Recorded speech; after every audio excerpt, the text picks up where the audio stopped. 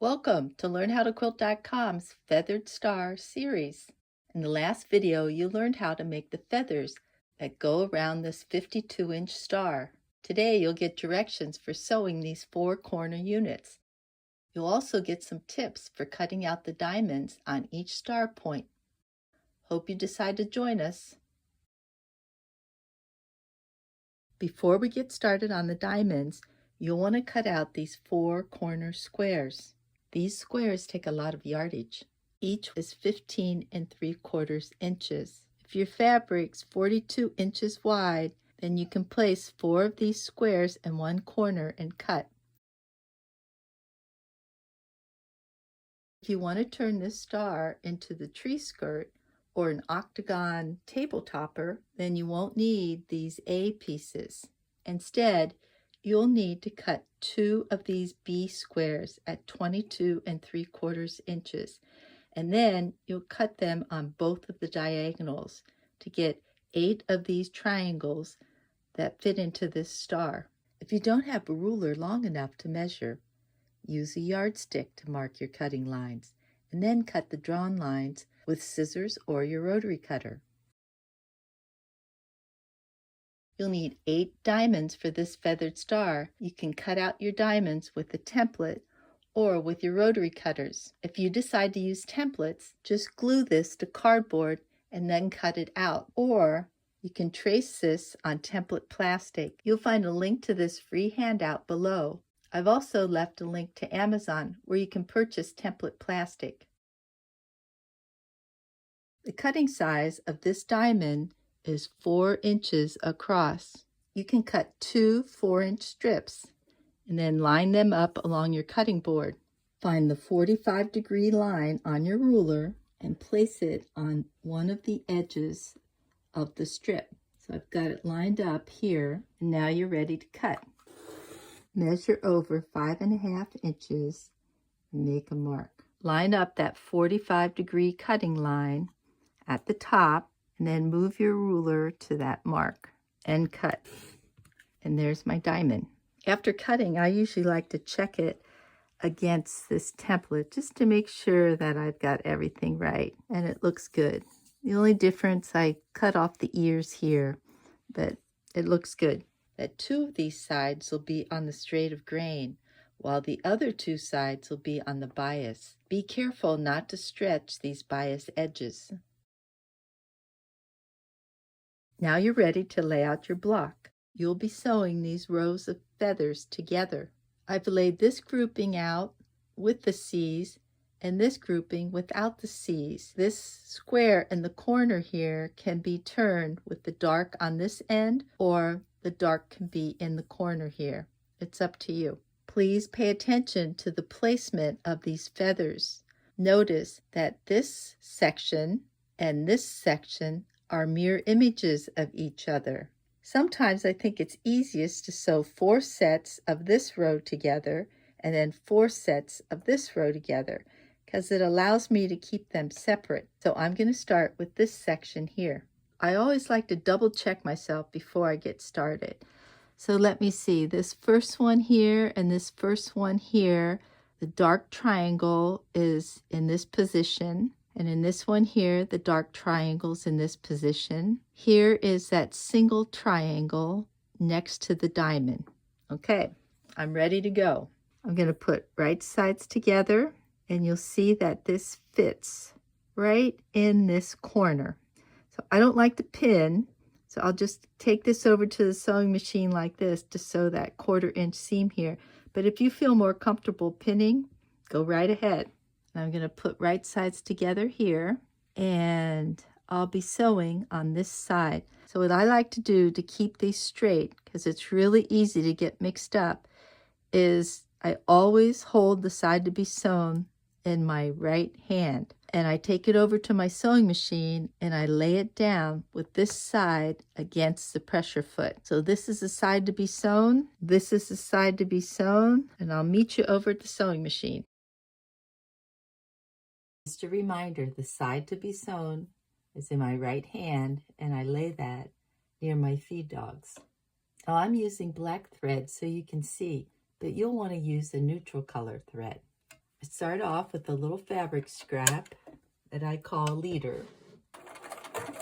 I pick up my first set that I'll be sewing together, and I see that there's no matching here, but I want to make sure that I've got this edge lined up, this edge lined up, and this edge lined up. I'll be stitching a 1/4 inch over. I have this 1/4 inch foot on my sewing machine, so I line up my fabric with the edge of that foot. I like to use a stiletto or another sharp pointed tool to feed the fabric through.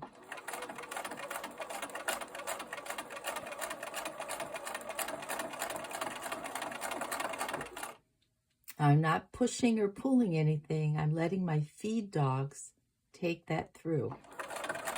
When I get to the end, I'll pick up my next piece, make sure that everything's lined up, and I'll stitch.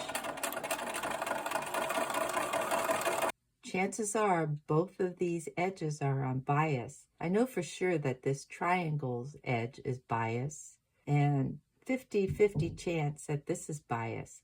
I need to be really careful not to pull on that when sewing. So just gently glide this through. I'm just barely touching it. So I'll take these over to press. You can see that I pressed each of these seams to the dark.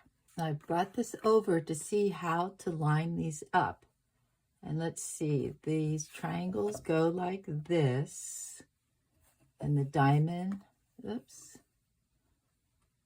diamond goes like so. So I put right sides together, making sure to match all the edges, and then I'll stitch. When you're finished stitching this section, you want to have a 1/4 inch between these points and the edges. This looks like it's a little bit too much, so maybe I can go in and readjust that. Down here, a 1/4 inch. This looks like might be a little short, so I could go in and readjust that also. If you have any of these little ears on the end like this, you can just clip them off. And I'll press this seam to the dark. Lay out the other strip of feathers. If you're using the C's, you'll put a square here. If you don't want to use those squares, then you'll use 2 triangles here.